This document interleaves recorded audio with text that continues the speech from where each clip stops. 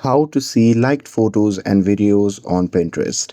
Hey everyone, welcome back to the channel. In today's video, I'll show you how to see liked photos and videos on Pinterest.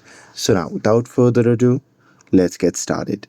So here, first thing first, open the Pinterest app on your phone. And now here, once you're inside the app, just tap on the profile icon shown in the bottom right side of the screen. And now here, once you're inside the profile section, just tap on the three dot icon shown in the top right corner of the screen. And now here, from the pop-up menu that appears, just select settings.